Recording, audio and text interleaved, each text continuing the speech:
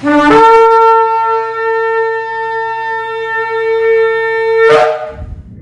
Shalom, está la congregación Beit Tefilá desde el sector Candelaria en Arecibo, dándole toda honra a nuestro Abba Kadosh por un día más, por un Shabbat más, donde estamos adorando, exaltando y dándole honra y honor al que honor y honra se merece nuestro Padre Celestial. Y venimos con la parashá número 8, la parashá Vayishlach, la cual significa y envió. Y esta parashá comienza en el libro de Bereshit, capítulo 32:3 al capítulo 36:43. Hacemos una introducción sobre lo que va a hablarnos nuestro capítulo en este día. Y dice que Jacob vuelve a la tierra Kadosh luego de 20 años de vivir en Harán y envía emisarios a Isaac con la esperanza de lograr una reconciliación. Pero sus mensajeros reportan que su hermano está en camino hacia él y viene con 400 hombres armados. Jacob se prepara para la guerra, ora y envía un gran regalo a Isaac que consistía en ovejas y vacas para calmarlo. Y esa noche también dice que Jacob atraviesa su familia y posesiones por el río Labok. Sin embargo, él queda del otro lado y cuando se queda solo se le aparece un hombre con el que lucha hasta el amanecer, y este hombre, un malak, no lo vence, pero logra herirlo en el muslo, y Jacob logra sujetarlo y le dice que solo lo dejará ir a cambio de recibir de él una bendición, una verajá. El malak lo hace y le dice que su nombre dejará de ser Jacob, que pasará a llamarse Israel, que significa aquel que prevalece por sobre lo divino o aquel que peleó con Elohim. Jacob y Isaac se reencuentran, se abrazan, se besan, pero se separan. Y Jacob compra un terreno cerca de Shechem, cuyo príncipe, también llamado Shechem, rapta, viola a la hija de Jacob, que se llama Dina. Los hermanos de Dina, Shimón y Leví, vengan la desgracia, matando todos los habitantes masculinos de la ciudad, luego de dejarlos indefensos al convencerlos de circuncidarse. Jacob continúa su viaje y Rahel muere mientras daba a luz a su segundo hijo, Benjamín, y es enterrada al lado del camino cerca de Betlehem. Rubén pierde los méritos de su primogenitura. ¿Por qué? Porque interfiere con la vida marital de su padre. Y Jacob llega a Hebrón, a su padre Isaac, quien más tarde muere a los 180 años, y Rivka fallece antes de la llegada de Jacob, o sea que Jacob no pudo ver a su madre. Entonces nuestra sección concluye con un recuento detallado de las esposas de Isaac, de los hijos y nietos y las historias familiares de la gente de Seir, entre quienes Isaac vive. Entramos al capítulo 32 y versículo 3, donde dice: entonces Jacob envió mensajeros delante de sí a su hermano Isaac a la tierra de Seir, región de Edom. La palabra hebrea para mensajero es malachim, que normalmente se traduce como ángeles. Y hay muchos casos donde la palabra malachim hace referencia a los hombres y no solamente a los ángeles del poderoso, según donde en Números capítulo 20 versículo 14, Josué 6:17, Shoftim, Jueces 6:35 y Primera de Samuel 6:21. En el capítulo 32:7 dice: entonces Jacob tuvo mucho temor y se angustió y dividió la gente que estaba con él y las ovejas y las vacas y los camellos en 2 campamentos.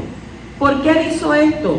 Porque él temió ser muerto en una confrontación y se angustió ante la posibilidad que tenía que matar en defensa propia. ¿Por qué? Porque si esta gente venía, si su hermano venía con 400 hombres, pues ¿para qué el hermano venía con 400 hombres si él podía ir solo y hablar con su hermano? Pero era para demostrarle que él era poderoso, que él estaba poderoso.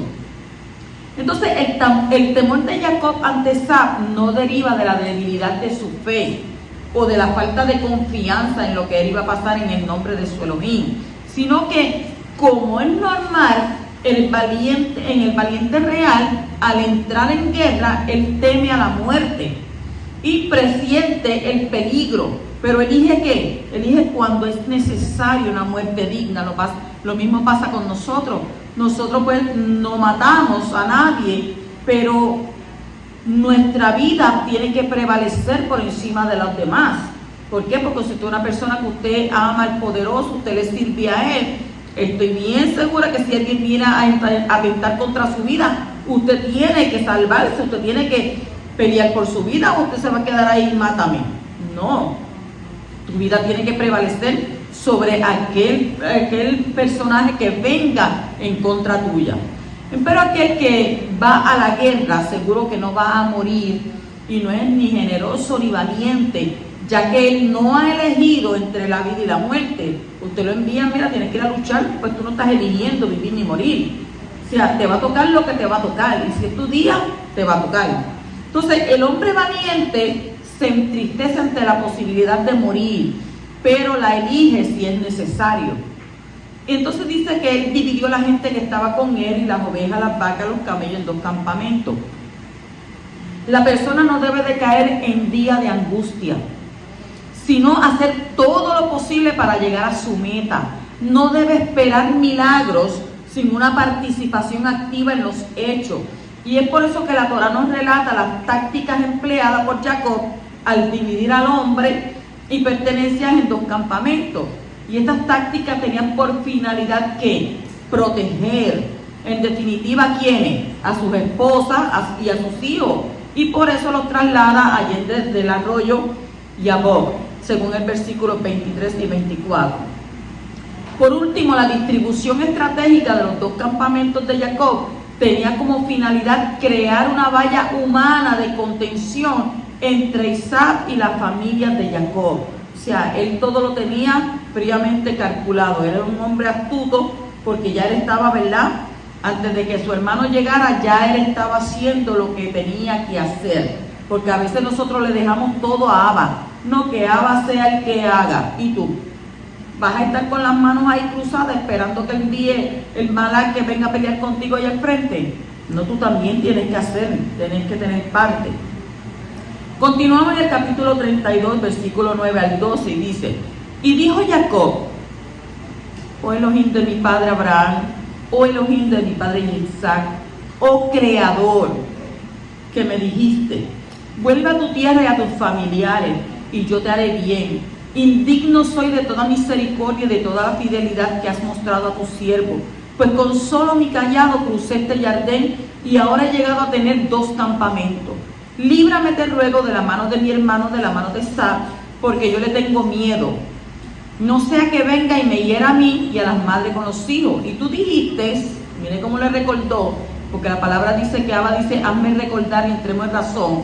Y tú dijiste, de cierto te haré bien y haré tu descendencia como la arena del mar, que no se puede contar por su gran cantidad. Nos detenemos aquí en estos textos. ¿Cómo debemos orar? Cuando Jacob supo que Esau venía contra él con 400 hombres, ¿qué pasó? Tuvo mucho temor. Entonces él hizo lo posible para resolver la situación, pero de manera humana. Pero el problema con Esau no se podía resolver de manera humana, con sobornos y halagos, porque fue lo que él trató de hacer.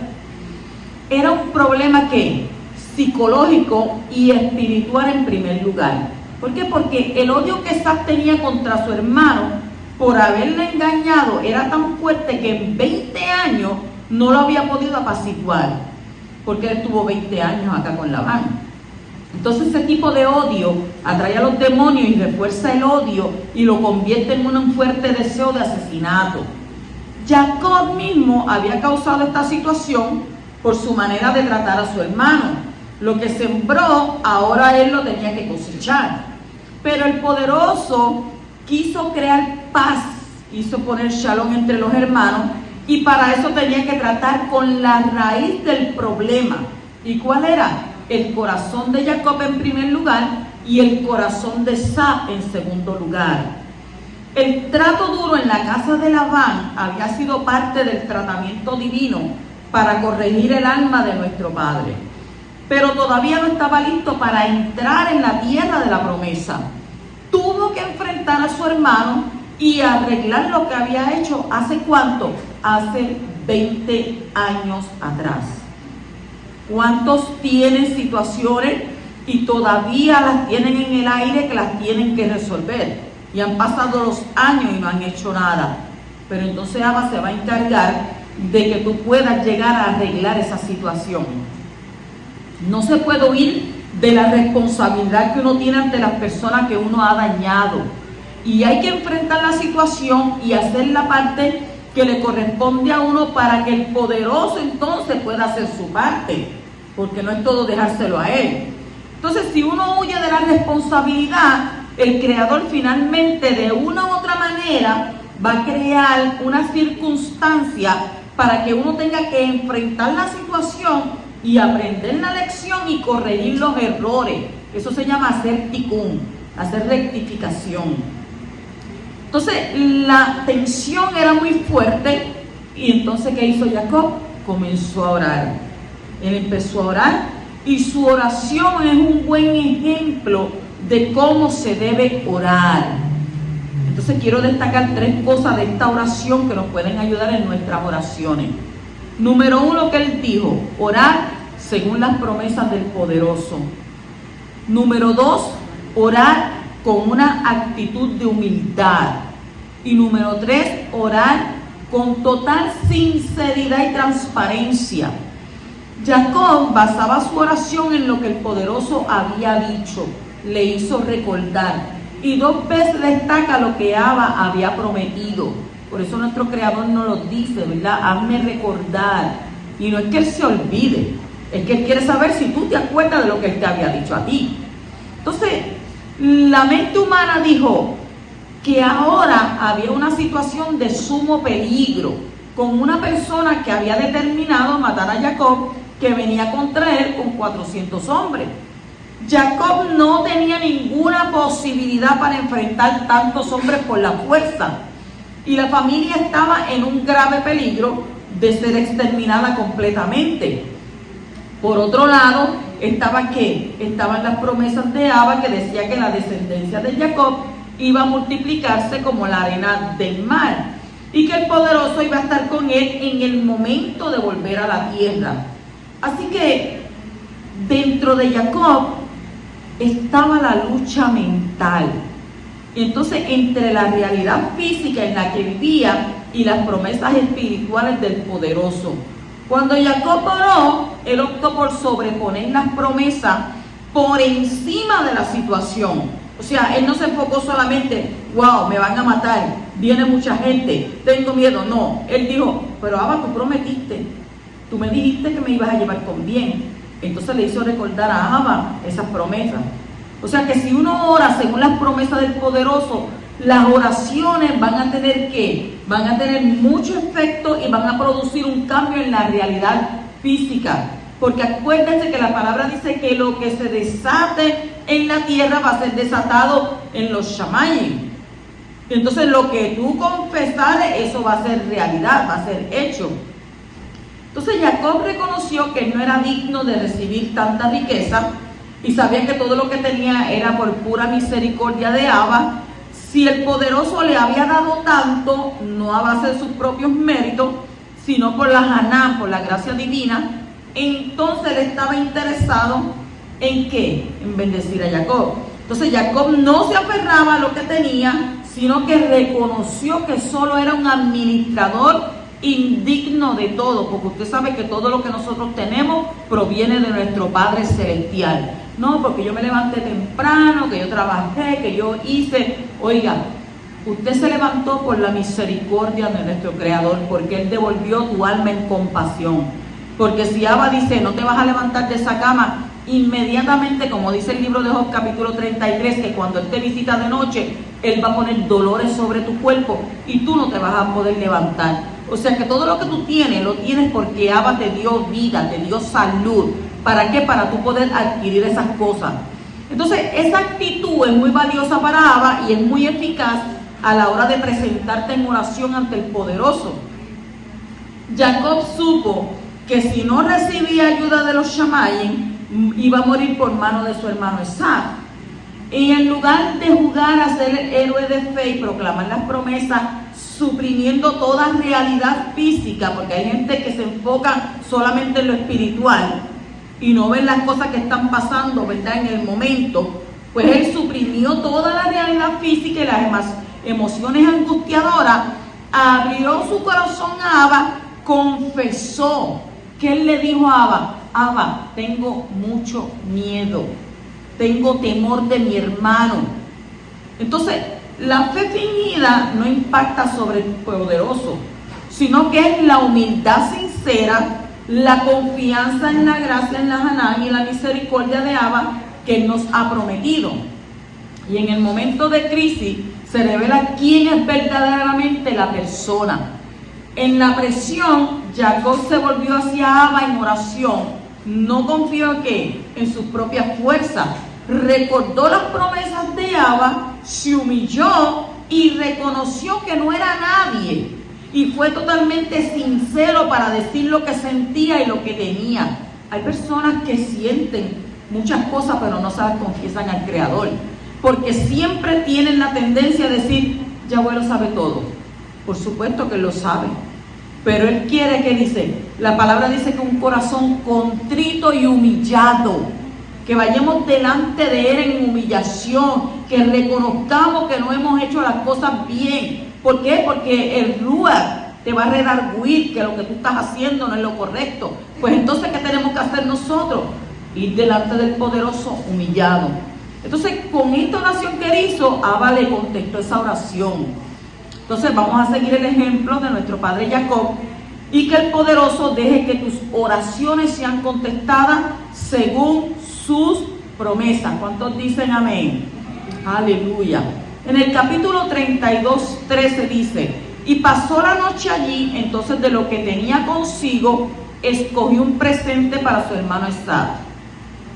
Jacob hizo 3 cosas para enfrentarse con su hermano. Envió un regalo, oró y se preparó para la guerra. ¿Verdad? Déjame enviar esto, pero déjame también confiar en aquel, activar los shamayim, y entonces voy a ¿qué? Voy a prepararme para ir a la guerra. Eso fue lo que él hizo. Seguimos el capítulo 32, 24 al 28, dice: Jacob se quedó solo y un hombre luchó con él hasta rayar el alba. Cuando vio que no había prevalecido contra Jacob, lo tocó en la coyuntura de su muslo. Se dislocó la coyuntura del muslo de Jacob mientras luchaba con él. Entonces el hombre dijo: suéltame porque raya el alba. Pero Jacob respondió: no te soltaré si no me bendices. Y él le dijo: ¿cómo te llamas? Y él respondió: Jacob. Y el hombre dijo: ya no será tu nombre Jacob, sino Israel, porque has luchado con Elohim y con los hombres y has prevalecido. ¿Qué fue lo que pasó con Jacob en aquella lucha? Por fin Jacob se queda solo, porque usted sabe que está rodeado de todos sus sirvientes, de sus mujeres, de todos sus hijos, y usted sabe que hay veces que usted no tiene tiempo con tanto revolú para sacar un momento a solas y estar a solas. Pero aquí, por fin Jacob se quedó solo, y allí es donde Abba lo quería tratar con él a solas. Entonces envió uno de los mensajeros celestiales para luchar con él, y esa es la lucha final para preparar a nuestro padre para la entrada en la tierra prometida. La lucha con el Malak es el sumario de toda la lucha que había habido entre Jacob y el poderoso a lo largo de sus 97 años de vida. Jacob quería conseguir las cosas a su manera, con su propia fuerza, pero el poderoso quiso debilitar su confianza en su propia fuerza para que él pudiera manifestar su fuerza sobrenatural y hacer las cosas a su manera. O sea que el Creador quería llevar a Jacob a un punto que quebrantó, donde reconocería que había sido un suplantador, que él había sido un engañador, como dijo su hermano en el capítulo 27:36. Con razón se llama Jacob, pues me ha suplantado estas 2 veces. ¿Cuándo lo suplantó? Usted sabe que cuando iba naciendo, ¿qué le hizo? Agarrado. Lo engañó con su padre. O sea, y ahí entonces que él, Esaf, reconoce que era un suplantador, era un engañador, era una persona astuta. Usted lee la historia de Jacob y se da cuenta que él era astuto. No primeramente que la madre pues tuvo que influir ahí, ayudó y verdad y movió sus cosas, pero él era un hombre astuto. Entonces dice que cuando el Malak vio que no podía con la fuerza del yo de Jacob, le dio un golpe en el lugar más fuerte del cuerpo humano. Y así Jacob fue hecho un minusválido y ya no podía confiar en su fuerza física. O sea, luego para poder ser bendecido, tuvo que decir cómo se llamaba. Y era necesario admitir que su nombre era ¿qué? Suplantador. Jacob significa suplantador. Entonces, lo cual implica un reconocimiento de que había algo en él que no era agradable ante el cielo, al ser capaz de mentir, engañar y de hurtar para obtener beneficios materiales y espirituales. Y en ese momento, el carácter engañoso de Jacob fue expuesto a la luz ¿de quién? Del que todo lo ve. Y Jacob lloró quebrantado, como está escrito en el libro de Osea, capítulo 12, 2 y 3 al 4, dice: el Creador castigará a Jacob conforme a sus caminos, conforme a sus obras le pagará. En el vientre tomó a su hermano por el calcañar y en su madurez luchó con Elohim. Sí, luchó con el Malak y prevaleció, lloró y le pidió su ayuda. En Betel le encontró y allí él habló con nosotros. O sea, que en ese quebranto estaba la bendición y el triunfo. Jacob tuvo un nuevo nombre, lo cual implica una nueva manera de ser, una nueva identidad. Porque en el tiempo, ¿verdad?, antiguo, los nombres se ponían, pero se ponían ¿con qué? Con carácter de ¿qué? De una, ¿verdad? Ejemplo, él le pusieron Jacob, le pusieron suplantador, porque él vino a suplantar. Entonces, si a uno le dicen Ben, que es hijo de este o hijo del otro, todo tenía significado. Entonces, el significado de Jacob era suplantar, pues entonces, como ya él había sido quebrantado, como ya él había sido humillado y él se humilló delante del poderoso, él recibió entonces en ese quebranto esa bendición y ese triunfo. Y ahí entonces le dijeron: no, tú vas a tener una nueva identidad, tú vas a ser una nueva persona, ya tú no vas a ser el suplantador. ¿Por qué? Porque cuando uno se humilla es exaltado, y cuando nuestro padre Jacob se humilló hasta lo sumo, el Creador finalmente pudo ayudarle a hacer ¿qué? A hacer su ticún, a hacer su rectificación. ¿En dónde? En su carácter. Entonces, si él pudo hacerlo con Jacob después de 97 años de vida, lo podrá hacer con nosotros si nos humillamos y si permitimos que él nos moldee conforme a su gran modelo para el hombre, que es el Hijo del Hombre. Que el poderoso entonces, ¿verdad?, pueda llevarnos a nosotros a la perfección, porque eso es lo que Abba quiere. Continuamos en el capítulo 32:30 y dice: y Jacob le puso a aquel lugar el nombre de Peniel, porque dijo: he visto a Elohim cara a cara y se salvó mi alma. Peniel significa el rostro de Elohim. Y a pesar de haber tenido ese encuentro tan íntimo con Abba, su alma había sido preservada con vida. Y este es el sentido llano del texto del nivel Peshar. Pero podemos entenderlo también de una manera más profunda. Jacob reconoció que el lugar de encuentro cara a cara con Elohim era el lugar de la salvación de su alma. La expresión cara a cara se usa, ¿verdad?, en la tradición judía como una referencia a Yom Kippur, el día de expiación, que viene 5 días antes de Sukkot, la fiesta de las cabañas. Dice: mi alma fue salvada cuando me arrepentí, mi alma fue salva cuando me humillé, y allí nació de nuevo y recibió otro nombre. Y esto concuerda con lo que Yeshua enseña en Matitiyah, capítulo 10:39, donde dice: el que ha hallado su alma la perderá, y el que ha perdido su alma por mi causa la hallará.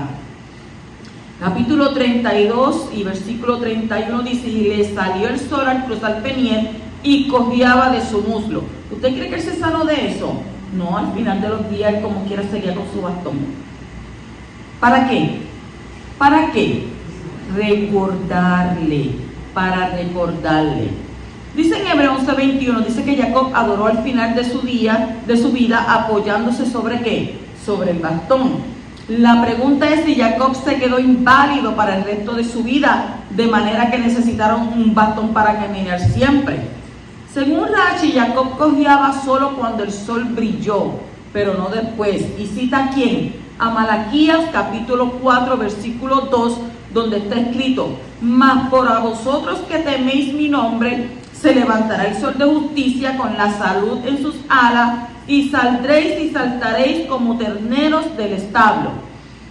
La Torá dice literalmente que el sol brilló para él, lo cual indica que hubo algo especial para él con la salida del sol en ese momento.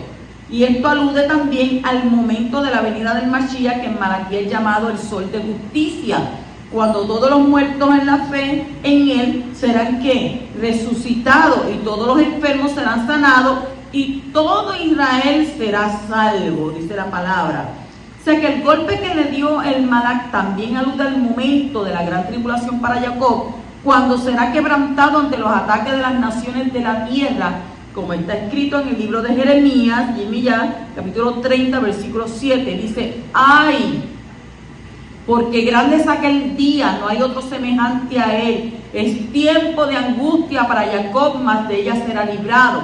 Y Daniel 12:7. Cuando los hijos de Jacob en ese momento lloran y piden ayuda al poderoso, vendrá mediante su Mashiach y los salvará. Zacarías capítulo 12 y el 14. En Hebreos 11:21 también está escrito: por la fe Jacob al morir bendijo a cada uno de los hijos de Joseph y adoró sobre el extremo de su bastón. Conclusión: hasta los últimos días, ¿tenía un bastón o no tenía un bastón?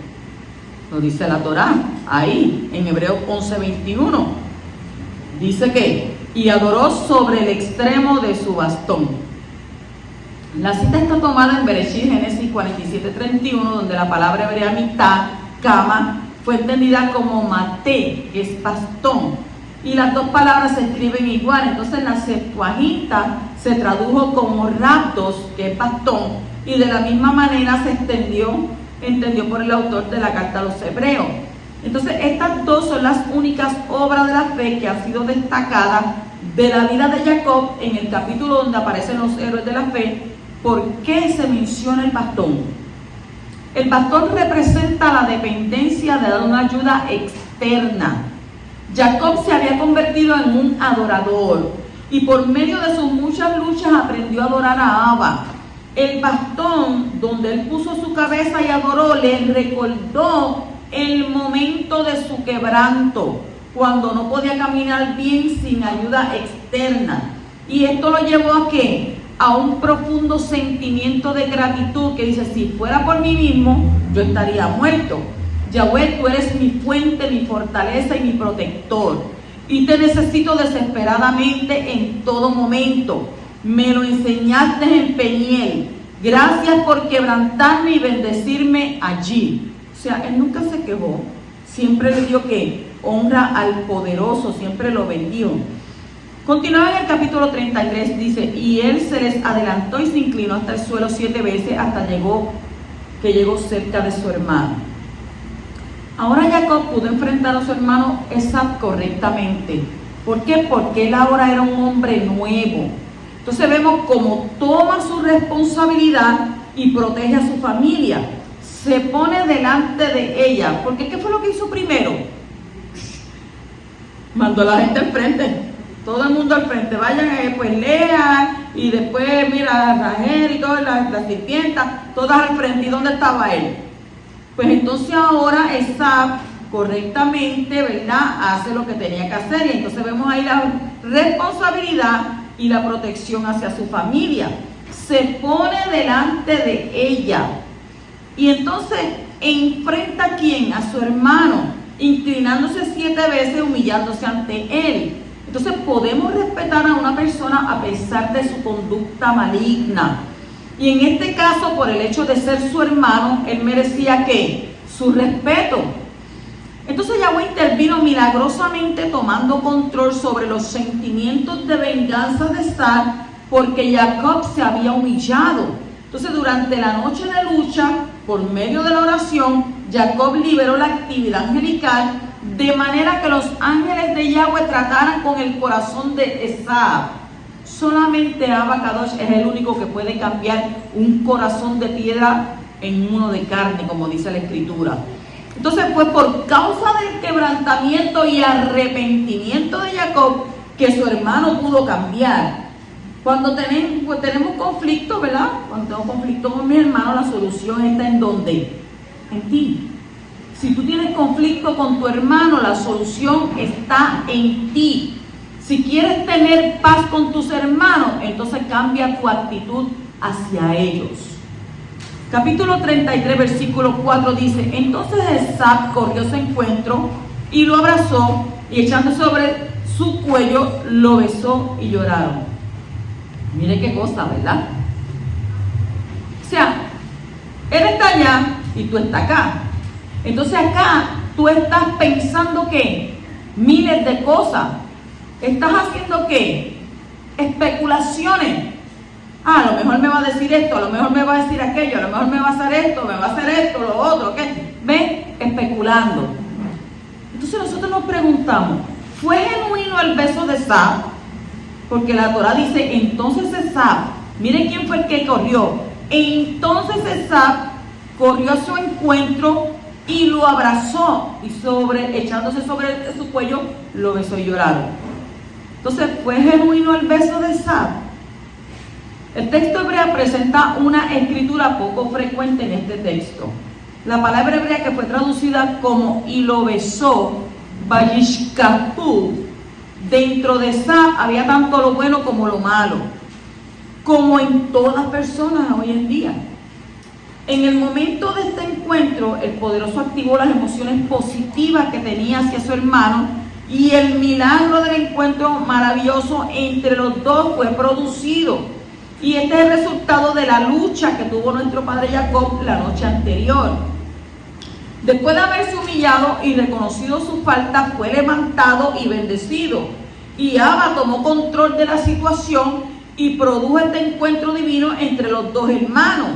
Jacob reconoce que no solamente había visto el rostro del Todopoderoso en el Malak que luchó con él, sino también en el rostro de su hermano que le recibió de esa manera maravillosa. Imagínense, ¿qué él esperaba de su hermano? Él veía a su hermano correr hacia él, dijo, aquí me mató. Pero no, qué grande es el poderoso, ¿verdad? Que cambió todo eso. Él puede cambiar la muerte en vida. La muerte segura que Jacob y su familia fue transformada en vida, en shalom. Y el que se humilla ante el poderoso va a ser exaltado, va a ver los cambios radicales en sus circunstancias. La experiencia de Jacob es también un simbolismo que habla de la muerte y resurrección del Hijo del Hombre. ¿Por qué? Porque él se humilló hasta lo sumo y fue quebrantado y muerto en un madero de ejecución romana. Y por causa de esa humillación y obediencia, el Creador le resucitó y le elevó hasta lo sumo y le dio el nombre que es todo sobre todo nombre, para ahora él pueda actuar como gobernante de toda la creación en el nombre del poderoso. Entonces, que el poderoso nos ayude a poder humillarnos ante su mano poderosa y experimentar esos cambios radicales que necesitamos para poder nosotros vivir en triunfo. Porque no hay cosa peor que un corazón rencoroso, un corazón rebelde, un corazón terco. Y mire que me he encontrado con muchas personas así, tercas, que no les hace cambiar nada. Y yo digo, lo único que te va a poder cambiar a ti es que Abba te quebrante, y en tu quebrantamiento tú te humilles, y entonces tú puedas aceptar lo que el poderoso va a enviar sobre ti. Y eso es lo que tenemos que nosotros, ¿verdad?, tener en cuenta, es decirle a Abba, dame un nuevo corazón, pero un corazón que te adore, un corazón que te exalte, que te bendiga. Eso es lo que nosotros tenemos que procurar. Capítulo 33, 14 dice: adelántense ahora mi Adón y a su siervo, y yo avanzaré sin prisa al paso del ganado que va delante de mí, y al paso de los niños hasta que llegue a mi Adón en Seir. ¿Cuándo llegó Jacob a Seir? Nos preguntamos, ¿cuándo llegó Jacob a Seir? Jacob tenía que caminar despacio por causa de sus niños y su ganado. Él había aprendido a no forzar las cosas para no tener una pérdida considerable. Cuando Jacob salió de la casa de Labán, tenía en su mente ir a su padre Yitzhak en la tierra de Canaán, según el capítulo 31, 18. Pero cuando se acerca a la tierra de Canaán, él no va directamente a ver a su padre. ¿Qué él hizo? Se quedó mucho tiempo en varios otros lugares. ¿Por qué Jacob no fue directamente a ver a su padre Isaac? No lo sé, pero lo que sé es que no tuvo prisa para volver a verle. Cuando Jacob estuvo trabajando con su tío, tampoco tenía prisa. Se ofreció a trabajar 7 años por una esposa y luego trabajó otros 7 años por ella y después se ofreció a trabajar otros 6 años para conseguir una paga por su labor. O sea, 20 años. No tuvo ninguna prisa en venir a ver a sus padres. Entonces esto nos enseña que la mente de un justo, de un sadí, está programada para pensar a largo plazo. Para obtener resultados duraderos hay que trabajar con firmeza y paciencia. Y los logros rápidos son de corta duración, como está escrito en Proverbios 20:21. La herencia adquirida deprisa al principio no será bendecida al final. O sea, el que quiere las cosas rápidas, al final no va a recibir bendición. Entonces nuestro padre Jacob tenía metas a largo plazo y se iba moviendo sin prisa esas metas. Y por eso sus logros fueron acertados y duraderos. Pero cuando llegó Jacob a su hermano en Seir, ¿cuándo llegó ¿sabes? ¿Cuándo él se fue detrás de él? ¿Cuándo fue que siguió, verdad, Jacob a su hermano como le había prometido? Nunca. Nunca. Jacob nunca siguió a su hermano a Seir. O sea que esta promesa parece ser una manera falsa de hablar para halagar a su hermano Isaac. Jacob no fue rumbo a Seir, sino que fue rumbo a la tierra de Canaán. Entonces, Jacob no era sincero al prometerle a su hermano que iba para Seir. No. Su palabra es una profecía para el futuro, según está escrita en el libro de Obadías 21, versículo 21. Y subirán libertadores al monte Sión para juzgar al monte de Saúl, y el reino será del Creador.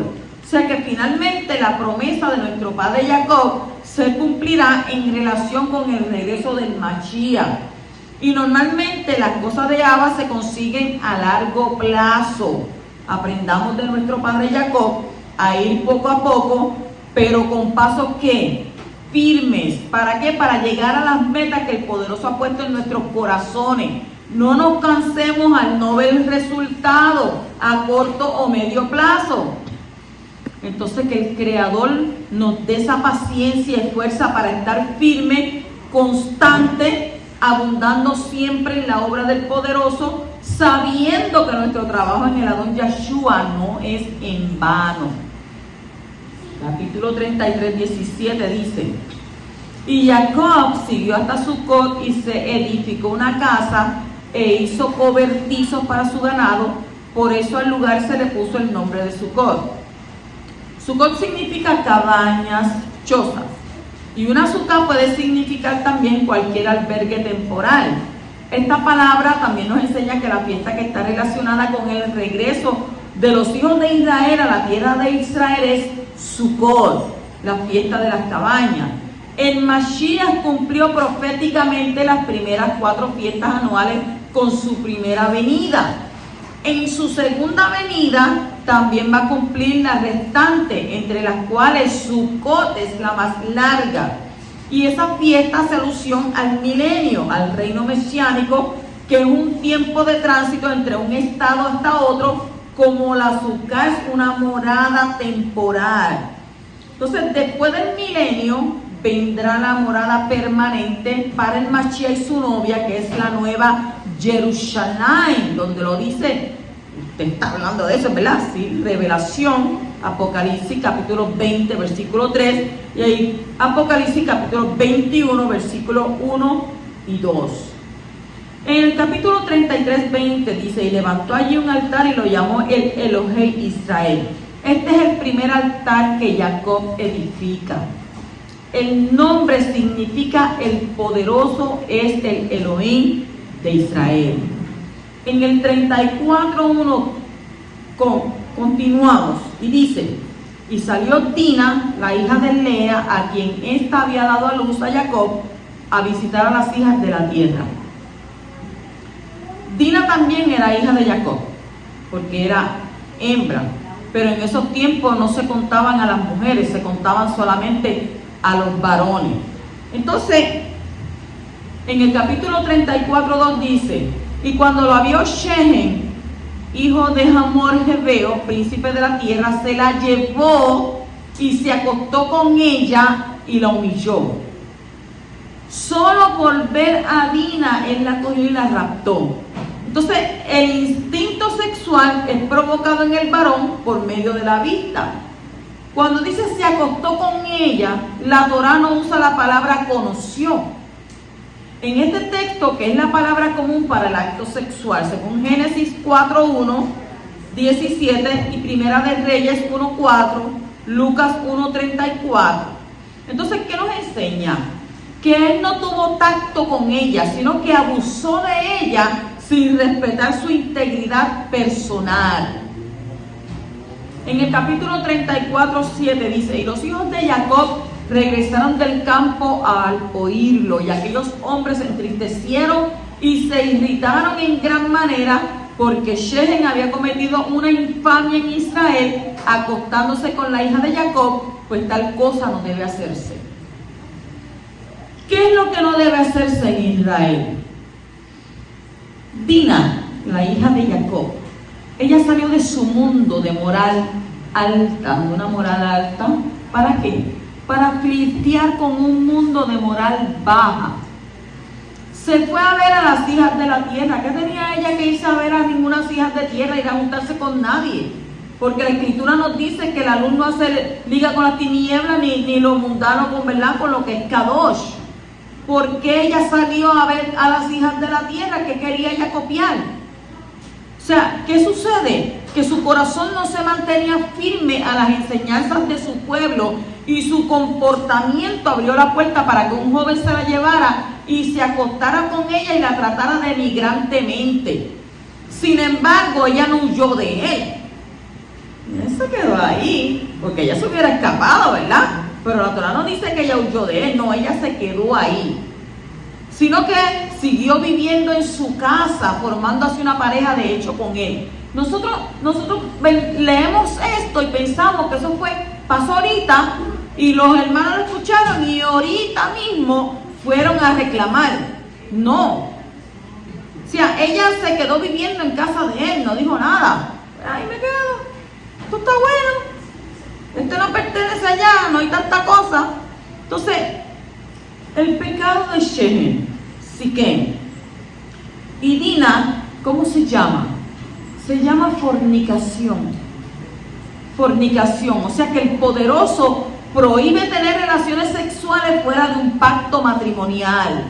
Y esta norma no es solamente para Israel. ¿Por qué? Porque está escrito que el hombre dejará a su padre y a su madre y se unirá a su mujer, y serán una sola carne, según Génesis 2:24. El que no ha anunciado que ahora deja a su padre y a su madre en un acto público no puede ser una sola carne con una mujer. O sea, cuando los hijos de Jacob oyeron lo que había pasado con su hermana, se indignaron sobremanera. Y dos de ellos, que fue Shimon y Leví, se volvieron muy violentos, queriendo defender la moral alta de su familia y vengarse de lo que Shehem había hecho. Si nosotros nos ponemos a pensar y dice, pero ven acá, dice la Torá que Jacob había venido con sus hijos y había caminado, quizás decimos, eran unos niños pequeños. Pero no eran niños pequeños. Ya estos eran unos hombres. Entonces, cuando ellos se enteraron de este hecho, se indignaron y dijeron, nos vamos a vengar. Y aunque lo que estos dos hermanos hicieron no fue correcto de ninguna manera, sus mentes estaban en lo cierto en cuanto a la vigilancia y protección de la moral alta, no solamente para obedecer al poderoso, ¿verdad?, y apartar, santificar o separar su nombre, sino que también para proteger a su pueblo de esta clase de pecado que siempre lleva a la destrucción de las civilizaciones. Entonces, ellos pensaban que una tal infamia no se puede cometer en Israel, que alguien tenga relaciones sexuales sin un previo pacto matrimonial legal. Oiga, Eso hoy en día es el pan de cada día. La gente antes tenían que, ¿verdad?, ir y pedirla. Ya yo no veo eso, que vayan a hablar con los padres para pedir la mano de la hija. Ahora se comen la fresa primero y si me conviene, me la sigo comiendo, y si no la dejo y sigo andando, porque hay 10 más fresas por ahí esperándome. Ya la cosa no es así, pido la mano a los padres y me quedo y voy y me caso, y entonces, ¿verdad?, podemos llegar al acto, a la unión. Lo que la gente no entiende es que cuando usted se une con una persona en fornicación, usted se está uniendo con todo lo que ella trae o con todo lo que él trae desde atrás. Porque a través del acto sexual se meten, ¿qué?, los demonios. Y todos los demonios que arrastran a aquel, los tiene con este. Y sigue así, y sigue. Entonces, ¿qué pasa? Además, el pueblo de Israel tenía un llamado de ser Kadosh, y no se podía permitir que los incircuncisos se mezclaran con la simiente de Abraham. Cuando Jacob reprendió a Shimón y a Leví por lo que habían hecho, ellos contestaron que no se puede tratar a una hija de Israel como una prostituta, según el capítulo 34-31. Su motivación era correcta, pero no su manera de tomar la justicia en sus propias manos y vengarse de todo un pueblo por lo que había hecho un hombre, que además había sido provocado en parte ¿por quién? Por su hermana Dina, porque es que tenía ella que ir para allá. Entonces, más adelante, la ira de Shimón y Leví fue maldecida por su padre, según el capítulo 49-7. Y el resultado de este pecado de asesinato, porque ellos mataron a todos los hombres, fue que las dos tribus fueran esparcidas entre las demás tribus a la hora de repartir la tierra, según el capítulo 49-7. Números 35-2, Josué 13-14 y 19-1 y 9. En el Israel del Kadosh, bendito sea, no se puede cometer fornicación. Si usted comete fornicación, usted está en pecado. Y quizá el líder o los hermanos no lo sepan, pero hay unos ojos que te ven. Te está viendo el poderoso y te va a llamar a cuenta.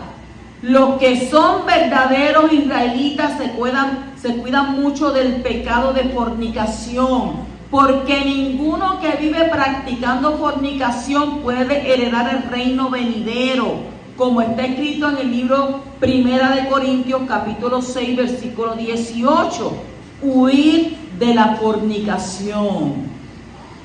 Continuamos en el capítulo 35, 10 y dice, y Elohim le dijo, tu nombre es Jacob, no te llamarás más Jacob, sino que tu nombre será Israel, y le puso el nombre Israel. Cuando Abraham recibió un nuevo nombre, la Torá nunca más menciona su nombre antiguo.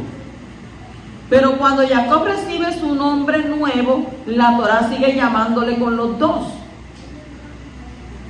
¿Por qué? Esa es la pregunta. Si entendemos que el nombre Jacob simboliza la naturaleza humana del patriarca e Israel, su naturaleza profética, podemos aprender que por mucho que nos entreguemos, siempre vamos a tener que enfrentar la naturaleza natural humana que tenemos hasta que venga ¿quién? El Mashiach, y finalmente nos transforme definitivamente para que no quede nada de Jacob en nosotros, sino solo Israel. Baruch Hashem por eso. Continúa en el capítulo 35, 18 y dice, y aconteció que cuando su alma partía, pues murió, lo llamó Benoni, pero su padre lo llamó Benjamín. ¿Por qué Jacob cambió el nombre de Benoni? Rachel murió antes de tiempo por la maldición que Jacob había pronunciado sobre la persona que había robado los dioses de Labán. El poder de las palabras es inmensa y hacemos bien en pensar antes de pronunciarlas. En el momento de morir, Rachel dio a su hijo que estaba naciendo en ese momento. ¿Qué nombre? ¿Qué le dio ella? El nombre Benoni. Benoni significa hijo hijo de mi tristeza. Pero Jacob, ¿qué hizo? Le cambió el nombre por el de Benjamín, que significa hijo de la derecha. En la geografía de la Torá, el oriente siempre está hacia adelante, no como hoy en día cuando todos los mapas colocan el norte hacia adelante. Por lo tanto, la derecha implica también el sur. En el Salmo 89:12 aparece la palabra hebrea Yamín, como una referencia ¿qué? Al sur. Y por eso Rashi dice que el nombre de Benjamín hace referencia al lugar del nacimiento de este hijo, que fue el único que nació en la tierra de Canaán, que está al sur de Padán Aram, donde nacieron los demás hijos de Jacob. Jacob no quería permitir que la pena de la muerte de su amada esposa le impidiera llegar a la meta que él había puesto en su mente desde que salió de la casa de Labán. Él quería llegar a su padre Yitzhak. Y Yitzhak estaba ¿en dónde? En el sur. Y el sur era la meta para Jacob en esos momentos. Por eso él cambió el nombre del segundo hijo de Rachel, para marcar que la tristeza no debería ser lo que caracterizaba al hijo, sino la visión que estaba por delante. Usted sabe que si él le dejaba ese nombre de tristeza, él siempre iba a vivir en esa tristeza, no iba a ser feliz. Por eso entonces él le cambió ese nombre. Entonces el cambio del nombre muestra la importancia que Jacob daba a la visión que él tenía. Solo le quedaba una pequeña distancia para llegar a la meta donde estaba su padre. Hebrón no está muy lejos de Betlehem, y finalmente Jacob llegó a la meta y pudo ver a su padre, según el capítulo 35:27. Entonces, no permitas que las penas y las tristezas que aparecen en el camino te hagan perder tu vista de las metas que el poderoso ha puesto delante de ti. Así que Yahweh nos ayude, ¿verdad? No caer en el pozo de la amargura, sino llegar a la meta. Bendito el poderoso. En el capítulo 36, 6-7 dice: Esaú tomó sus mujeres, sus hijos, sus hijas y todas las personas de su casa, sus ganados, todas sus bestias y todo cuanto había adquirido en la tierra de Canaán, y se fue a otra tierra separando de su hermano Jacob, porque los bienes de ambos eran tantos que no podían habitar juntos, ni la tierra en donde habitaban los podía sostener a causa de sus ganados. ¿Cuál será el fin del imperio de Edom? Ya saben que Edom es Esab. Esab no era totalmente malo. La Torá revela que después del encuentro con Jacob no hubo problemas entre los dos, y cuando su padre Yitzhak murió, los dos hermanos lo sepultaron, según el capítulo 35:29. Usted sabe que también con Yitzhak e Ismael, cuando muere su padre Abraham, ellos dos también fueron y lo enterraron. Así que sí, que no había, ¿verdad?, problemas entre ellos tampoco. Entonces, Esab hizo dos cosas muy positivas. Honró a su padre de manera extraordinaria y respetó a su hermano Jacob. Y se fue de la tierra de Canaán porque tenían tanto ganado que no podían habitar en la misma tierra. Estos dos méritos se originaron una gran bendición sobre él y sus descendientes. La genealogía de los descendientes de Esab revela que de él salieron muchos hombres poderosos, fuertes líderes de varios reinos, pero también revela casos de incesto y pecados de fornicación, lo cual es el resultado del espíritu que hubo entre las dos mujeres de las hijas de Canaán que él había tomado. Un descendiente de Esab fundó Roma, y por eso tenemos que ver el imperio romano como una extensión de Edom. El libro de Daniel nos enseña que el imperio romano es el cuarto reino mundial que va a ejercer su control sobre la tierra, y el pueblo yahudí hasta la venida del Mashiach. Cuando el Mashiach venga, el reino sobre el mundo será entregado al pueblo yahudí junto con todos sus aliados, o sea, los que son injertados, según el libro de Daniel, capítulo 2, versículo 44, capítulo 7 y el versículo 27.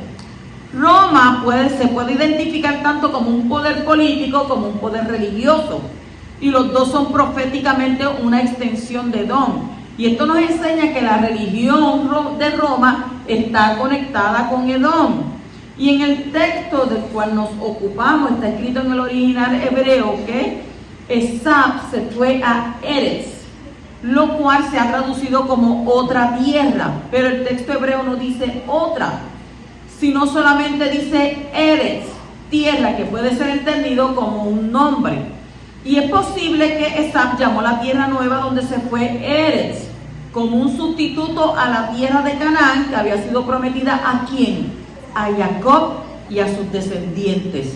Entonces, ¿será que Esab quería sustituir la promesa de Abba a su hermano escogido por una tierra diferente?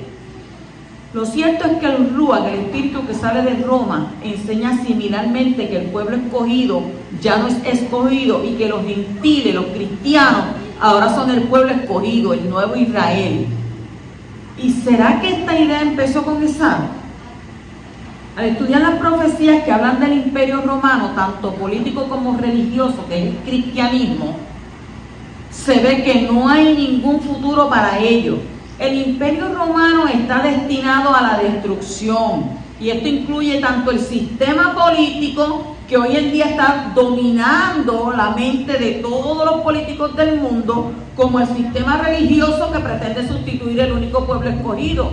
Usted sabe que cada vez que sacan un presidente, ahí está el Papa. Donde quiera está la Papa metida, pero no es así.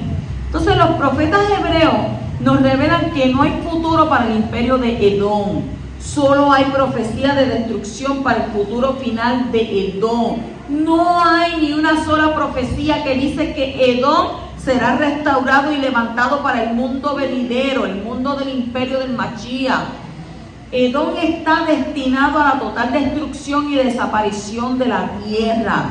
Sin embargo, dentro del sistema religioso edomita romano, hay muchas almas redimidas por el Elohim de Israel.